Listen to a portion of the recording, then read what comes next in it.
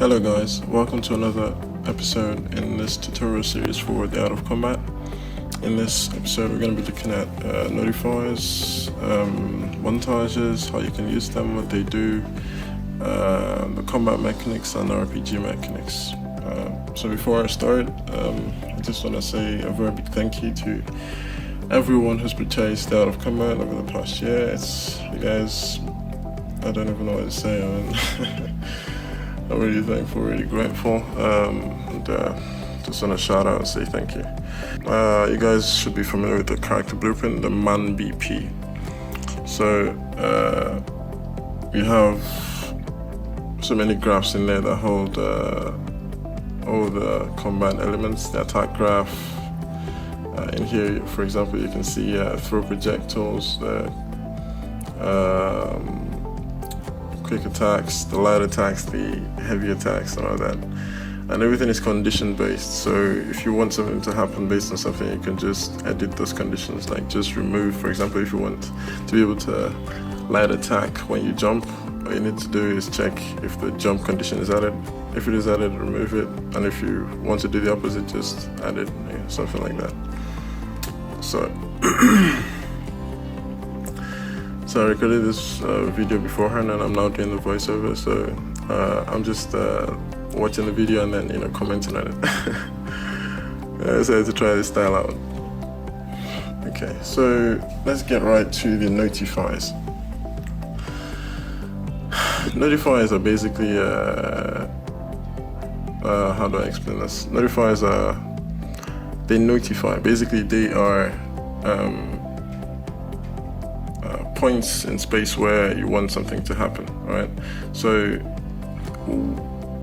if you want something to happen at a particular point, you create a notifier for it, and it will then check. Once it reaches that point, it will then check, can I be activated? If it can't be activated, it will then execute those events that you have scripted. If you cannot, then it will just keep it. So here, for example, you can see all the notifiers that are in this montage. First one is disable collision on the right leg, then attempt to hit torso, and then you have the camera shakes and so on and so forth. Each of these have been placed in strategic locations. For example, the initial disable collision on the right leg, you want to basically disable the collisions on the character so that your character doesn't just walk into another character and registers a collision in terms of attacking or hitting or dealing damage. So you want the right leg kick trace and the enable collisions to be at the exact point where the kick would actually register, right? Not when he just begins the animation or when he's ending it, and so on and so forth. The same thing for the camera shakes, where you want to play them, the impacts, the boom, something like that. Okay, here you can see a list of all the notifiers and the events that they call, and so on and so forth. If we want to take this disable collision, for example, you can see, okay, let's use this as a use case. Here, that is right there, like the disable collision on the right leg. The short form is the decall right leg, right? So what does this do? This would check to see if it can be activated in the animation blueprint. If it can be activated, okay, you can create a new notifier like that, just by right clicking on it. And if it can be activated, it would then call that function in the character blueprint, right? That Man BP variable, we actually set it beforehand, right here, from the try get pawn owner in the beginning. So that we wouldn't have to cast every time. So Man BP is basically just the character blueprint that owns this. So if you have your own character, for example, you can just change that. Although you could just make Man BP the parent character of your own character blueprint. If you already have your own character blueprint, you just want to integrate the Art of Combat into it. So like I was saying, it would then call this disable collision on the right leg, right? And now we double click on that to see where it is in the character blueprint. This is it in the damage graph. So this would then, you know, execute this sequence of events. You know, it would disable the collision on the right leg capsule, and that's what I'm going to show you now. You know, so like I was saying before, you only want to enable the collision and you want to trace for hits at the exact point where you want the hits to have. At least that's the way I design it. If you want to change that, hey, go ahead. Right, it's very easy to do that. So there you can see the capsule, right?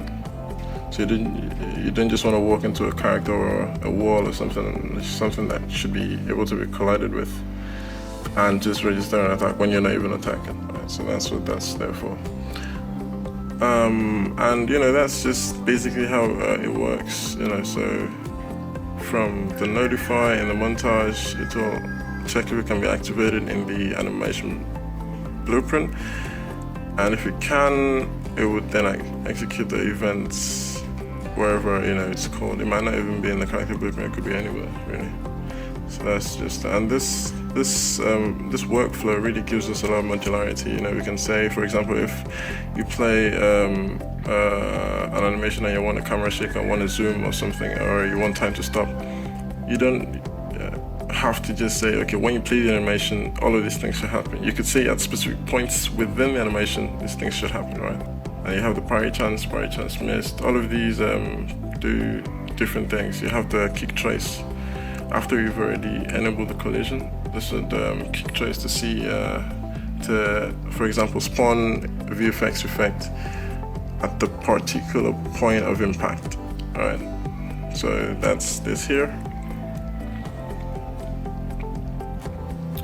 So we double click that, and are we going to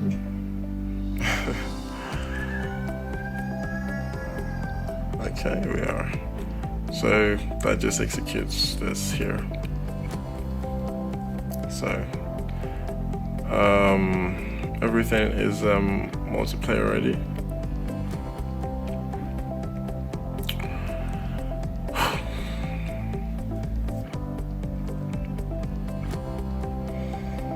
And everything has been commented, you know, so it's pretty easy to understand.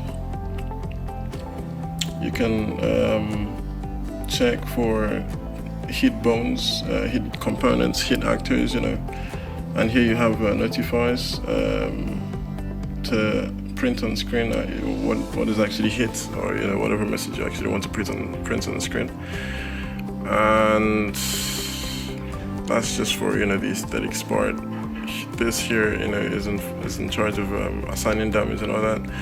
So you check collision. What part of the body are you actually hitting? Is it the head, the torso, the upper arm, lower shin, or you know, and so forth. And here, you know, you have this apply resistance. That's RPG elements in there. You know, you can basically say you have some physical resistance you want to apply if you hit the armor, or if you hit the bone, you know, apply even more damage, and so on and so forth. So this here basically checks for which part of the body was hit, and we do that via, I mean, there are a lot of ways to do this, but I decided to handle this via collision boxes, you know, because they're very editable, very modular. You can just replace them, adjust them to the size of your characters, and so on and so forth. And you can make them very accurate as well. So you can see each box at specific points. No, I didn't add a groin hitbox, but all you need to do is just add one. I mean, just do what I just did. Just add the box where you'd like it to be, and just add reference to it in there, in that macro. So, and you know, this takes care of applying damage. It checks for some other conditions, and then you have the actual where it actually plays the hit animation. So you see all this sequence of events, right? So you go from a simple notify, you know, from the right leg trace, the disable collision in the right leg to enable collision in the right leg, to right leg trace to disable collision in the right leg again. And that right leg trace, it actually checks to see what part, to see what part of the body you're hitting. At that point, it will spawn a VFX effect, and it will also play the right SFX sounds, and then it would look to deal damage, by saying what part of the body was hit and which part of the body was hit. For example, if you hit the head, okay, on the head, are you hitting the armor or are you hitting the bone? That's the actual cranium, and so on and so forth. So if you hit the armor, for example, okay, apply some resistance to the damage that was supposed to be dealt. If you hit the bone, either apply the actual damage or even increase the damage, and so on and so forth. It depends on whatever you want to script in that. So when you do that, after you do that, you then want the hit character to actually play the animation to show that, okay, I'm actually being hit, right? So that's, all that sequence of events. And all of this start from just one notify. So that's right there, the power of the notifies in there. So you can see here, the event hit TC. So this one will basically check for, which, using those collision boxes again, we'll check for which part is hit, and depending on which part is hit, it will then play the appropriate animation. And all the animation montages are held in the RPG component. Prior to this update, the previous update, I produced another component, a moveset control component. So basically now you have so many ways to handle montages in your in your game or project, depending on how you want to handle it. You can use the RPG component that this update will provide you with. You can use the moveset control component. You could use the montages directly in the character blueprint, or you could even do something crazy and combine the RPG component and the moveset component, right? So okay, here I'm just going over this macro. It's a very simple macro, the get montage. You have the RPG component inside the macro, and you basically just get the montage and you get the index and you get the item.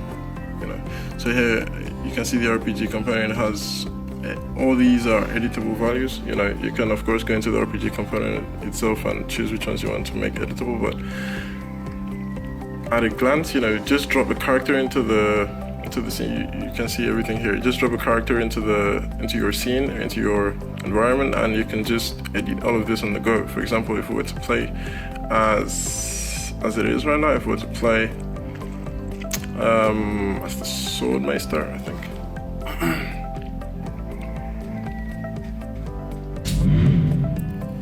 If we were to play as the Swordmeister, you can see, okay, this is a simulation. So, okay, I just drew my sword and I'm doing something and I'm attacking and so on and so forth, right? So now, just like that, I'm just gonna switch to a different class, the 4-foot, and here we now have a shield and a sword. The shield is on the left arm. So basically right now I'm blocking while moving. That's what this is supposed to be. So okay, now let's switch to the ranger, right? And now I have my quiver on my back and my bow in one hand, and I'm shooting, so on and so forth, right? So you can see how I worked with the classes up in there, Right there, I love those moves. You can see what I did with the classes in there. The RPG component is so robust, I didn't think I was gonna do that amount of work. I was gonna produce something so grand, but I'm really glad, the way it turned out. So here you can see all the RPG components, what do I call them? Blueprints, do I call them blueprints? Structs and enums, right? Okay, so for example, you can see all these attributes here. Let's see what each one means. pardon me, I'm just opening up Evernote. I can see some of my character designs here. So, where are you? Here we go. So, this is what I used to design, because this is actually like the design for my game. I decided to make it, open source basically for everyone. So you can see the vitality affects the health points and health regenerate. So basically the attributes affect stats. The stats are the effects of the attributes, right? So yeah, of course these are just examples. You can change the names, you can change the effects, you can script whatever you like. I just decided to give a template, and that's what this is, a template to work with. So you don't have to do too much. In fact, you could just, if you wanted to get a game on in like 10 minutes, I think you could do that with the Art of Combat. Because you already have a game here. In fact, I even included game modes in there, like about 3 or so game modes, fighting, survival, and multiplayer game modes already, alright? So just produce your environments, produce your SFX, VFX effects, just drop them in there. That's it, that's all you need to get a game going in 10 minutes or so. That's just it. You're fighting, you have your characters able to die, able to respawn, able to revive. You have pickups, you have everything you need. Because I did this with the intent to be able to produce something playable for Kickstarter or Indiegogo immediately. So you want to prototype your game, you want to have a concept that you can actually show off of your game. Of course, one last thing, impute your animation. That's one important bit. What is going to really make your game look really great is the animations, right? So just and of course you could use this template with with any genre really. You could use it with the FPS genre. All you need to do is just you see the full body character, just change it to the hands that you would like, or whatever body part you'd like. Adjust the camera and impute your animations. That's it. If you'd like to use it for side scroller, of course you do the same thing, adjust the camera to the way you'd like it, and I think they're immediately playable. Yeah, you don't have to change the characters at all. I also have a Sidescroller template. It's for free. You could just download that. If you go to the Unreal Engine forums, you could just download it. Maybe I'll include a link to it. You could just download that if you'd like to do something for Sidescroller. It's relatively small compared to this, but anyway, so back to this, exploring the RPG component. Notifies, okay, this is different from Notifies. This are RPC variables, this remote procedure calls.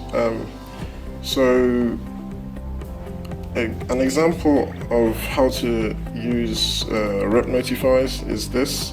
So you can see when you set this variable, it will then automatically call this sequence of events. Every time it is set, it will call those sequences of events, right? So that's an example of how you use rep notifiers in there. At first glance, when you open up the RPG component, it might look very small, but if you really open up all the functions, all the macros, you see, and all the graphs. Actually, it's just 2 graphs. There's a special techniques graph and an event graph. You'll see a lot of content in there. This is already set up for you in terms of RPG. If you watch my Acknowledgments videos, you can see the start points, skill.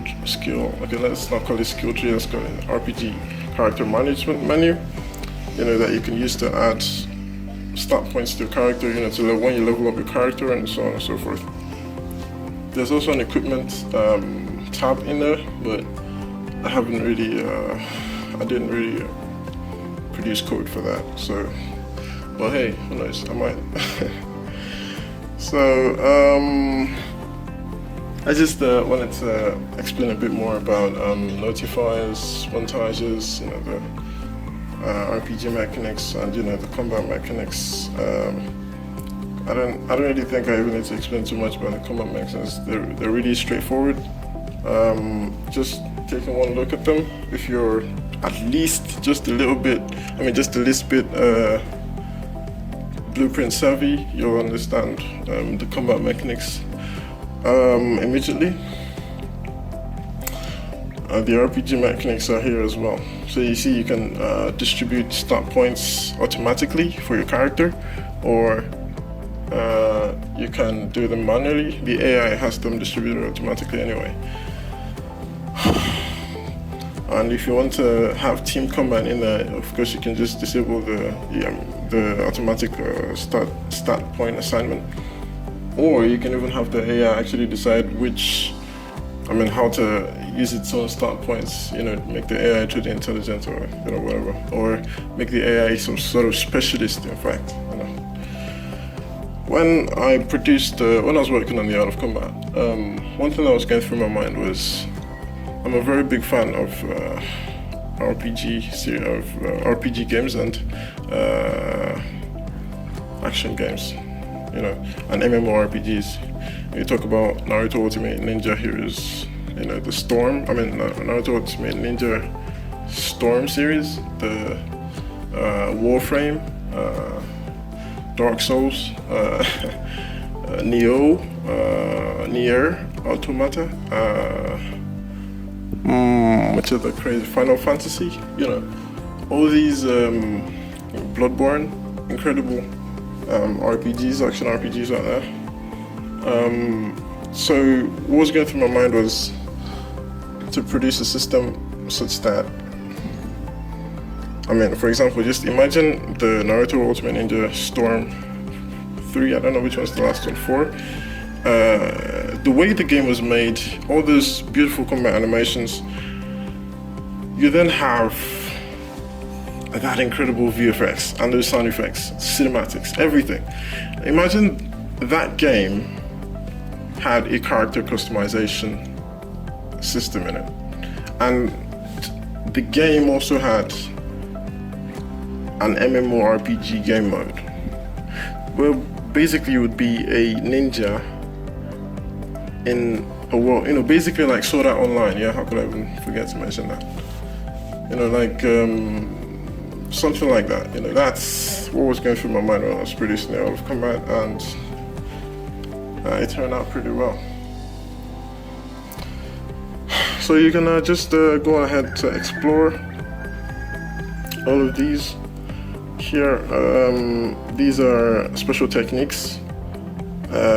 Some of them are like they are children of the man BP. That's the character blueprint. Some of them are not. Some of them are actually actors of their own right, and so on and so forth. So, more than anything else, this, even if you want to write your own entirely different design, this will at least give you a very good understanding of combat mechanics and a template and a very good learning resource. Oh, it's also, I worked with some of the packs from the marketplace when I was working on Andravia, or should I say while working on Andravia. So I also integrated code directly for those packs in this. For example, the footsteps sound system. I think the guy who did it, his name is Bartosz Korminski. I think so, I'm not really sure. I'll have to check. He's a really cool guy, really nice system. So if you just open up the SFX graph here, you'll see the code necessary for that implementation, and you also see a custom code for the Art of Combat that handles genders and all that. Here we're taking a look at the AI graph. The way the AI works is it evaluates some things, some conditions, it checks for this, checks for that. Okay, let's take it from the top. Here you have the close range actions, you have the long range actions, the mid range actions. It works with the perception system that the Unreal Engine provides. And you could also add a pawn sensing system to that as well, you know, to make it really crazy, if you wanted to really customize the system. So right now you can see the way you can, like, from here it checks is the weapon drawn. If it's drawn, verify that you actually have a good target. If you do, look at the target. If you can, check your energy levels, like what is your priority for checking your energy levels. You know, depending on what this is, from 0 to 9, that's 10% to 90%. There would be, you know, a random generation, like a randomizer. For example, if it's at 10%, then the probability for it to check its energy levels will be at 10%, and if it's at 90%, the probability for it to check its energy levels will be at 90%, right? So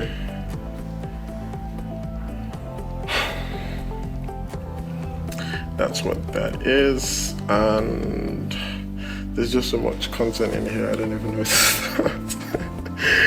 So, okay, you can see, you can also define the threshold levels, you know, what it sees, what it uses to denote high, mid, and low levels. So can you attack? If you can attack, check for how aggressive you are. That's also editable, that ID of aggression. Now, depending on how aggressive you are, if you're aggressive, execute this sequence, right? Depending again on how close you are to your target, mid-range, close range, and so on. If you're reactive, it means you're the kind that checks for an opportunity, a good opportunity to attack. And all of this is in the terms of the AI, right? Execute that. And if you're passive, you don't attack unless you're attacked. Execute this. So here you see this system where an aggressive character is usually good against a reactive character. A reactive character is good against the passive character, and the passive character is good against an aggressive character. You know, something like that, I think.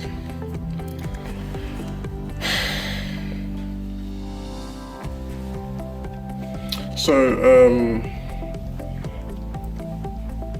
I really want to mention again a very big thank you to all my fans, supporters, community. I mean, it's a really beautiful community we've got here on Unreal Engine.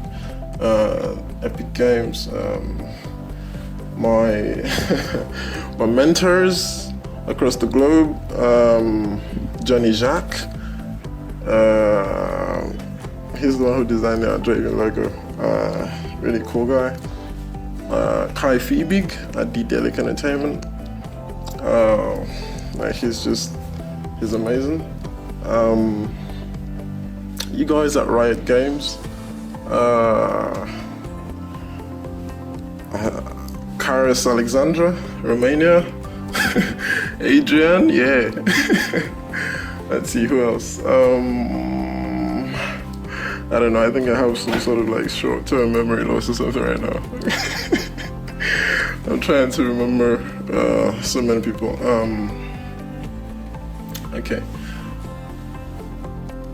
Daniel Merticariu, yes, because I'm actually, you know, trying to do this offhand. I don't want to look on my screen at all. I'm trying to do this offhand. Daniel Merticariu.